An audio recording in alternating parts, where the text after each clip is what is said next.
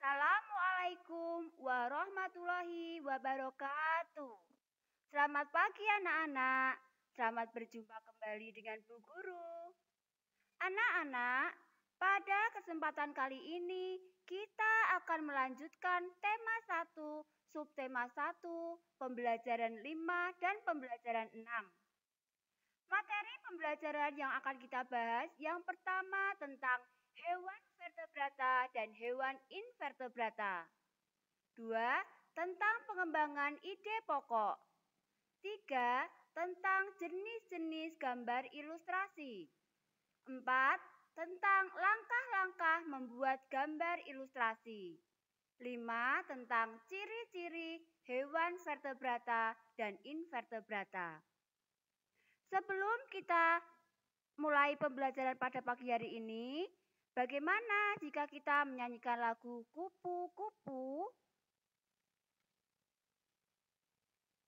Kalian sudah siap? Dengarkan ya. Kupu-kupu yang lucu, kemana engkau terbang? Hilir mudik mencari bunga-bunga yang kembang, berayun-ayun pada tangkai yang lemah. Tidakkah sayapmu merasa lelah? Nah, nanti kalian praktekkan sendiri ya di rumah. Anak-anak, berasal dari apakah kupu-kupu itu? Betul sekali, kupu-kupu berasal dari ulat. Ulat merupakan hewan lunak yang tidak memiliki tulang belakang. Maka dari itu, kupu-kupu dan ulat disebut hewan invertebrata. Untuk lebih jelasnya, mari kita belajar bersama.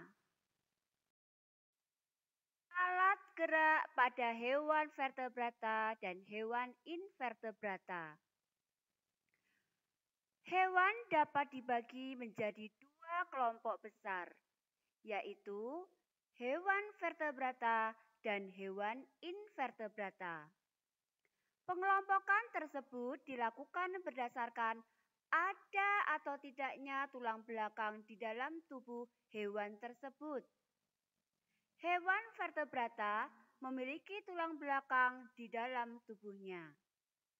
Contoh hewan vertebrata yaitu kelinci, kucing, paus, ayam, ular, ikan mas, dan katak.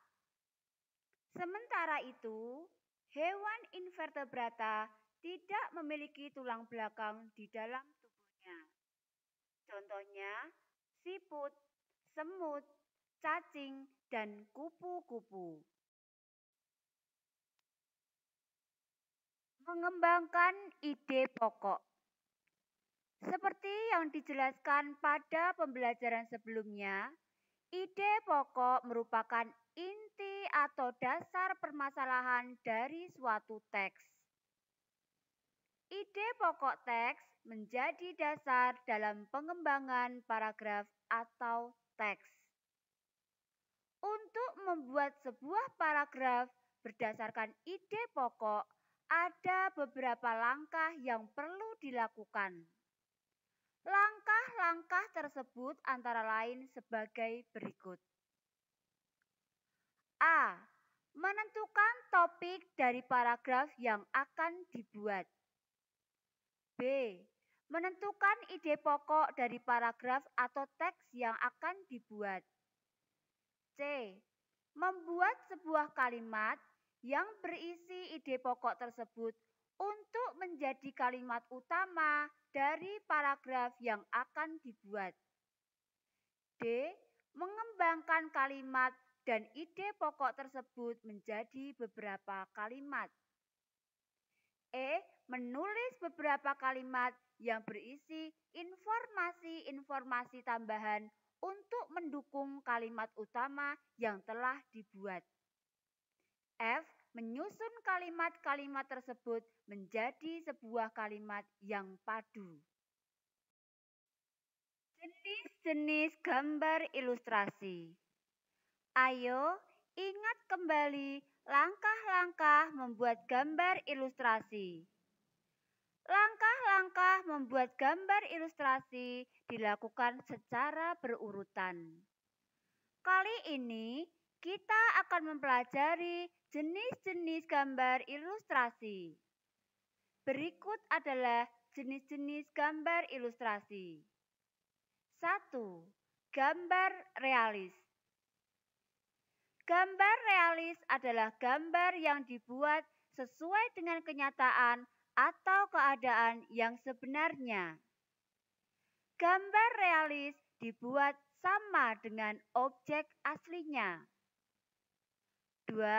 Karikatur. Karikatur adalah gambar yang dilebih-lebihkan. Dalam gambar karikatur, ada perubahan bentuk pada setiap karakternya. Bentuknya seringkali terlihat unik dan lucu. 3. Kartun. Kartun adalah gambar yang mengandung humor. Kartun terlihat lucu dan mengundang tawa. Tokoh kartun sangat bervariasi. Bisa berupa tumbuhan, hewan, atau manusia. 4. Gambar dekoratif.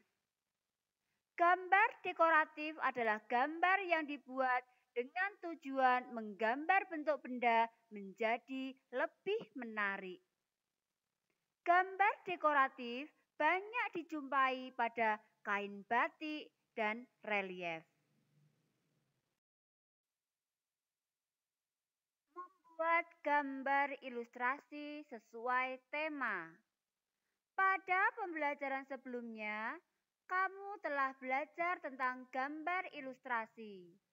Berikut langkah-langkah dalam membuat gambar ilustrasi. Pertama, menentukan tema. Dalam menggambar ilustrasi, pertama-tama kita harus menentukan tema. Tema ilustrasi harus sesuai dengan teks atau bacaan yang akan diilustrasikan.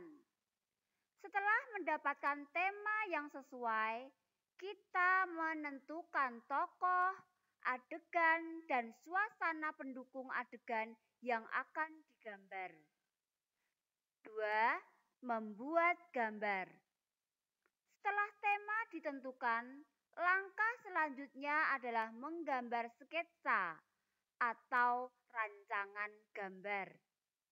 Menggambar sketsa ilustrasi biasanya menggunakan pensil. Gambar sketsa kemudian dipertegas hingga menjadi gambar jadi. Yang ketiga, mewarnai. Setelah menggambar, langkah berikutnya adalah pewarnaan. Kamu dapat mewarnai gambar dengan menggunakan pensil warna, cat air, spidol, atau krayon.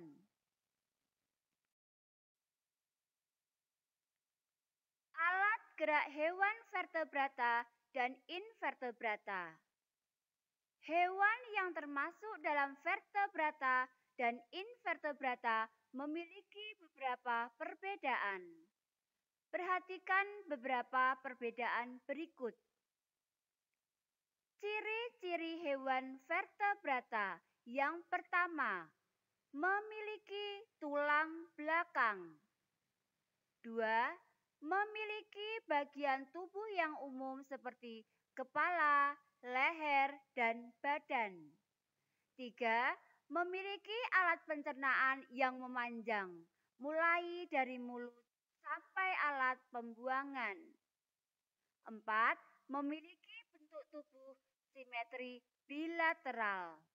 Jika tubuh hewan dibelah, akan menunjukkan dua sisi simetri yang sama. Sedangkan hewan invertebrata 1. Tidak memiliki tulang belakang. 2. Memiliki anatomi tubuh yang masih sederhana. 3. Memiliki alat pencernaan yang masih sederhana. 4. Memiliki bentuk tubuh simetri bilateral atau simetri radial. Bagian tubuh dalam susunan melingkar di sekitar poros tengah. Hewan-hewan yang termasuk dalam vertebrata adalah kelompok ikan, amfibi, reptilia, burung, dan mamalia. Hewan-hewan yang termasuk dalam invertebrata antara lain kelompok cacing, serangga, dan hewan lunak. Anak-anak, kiranya pembelajaran pada pagi hari ini cukup sekian. Tugas kalian kerjakan Bu Pena 5A halaman 18 sampai 19 nomor 1. Kemudian tugas yang kedua yaitu halaman 21 tentang gambar ilustrasi. Sekian, wassalamualaikum warahmatullahi wabarakatuh.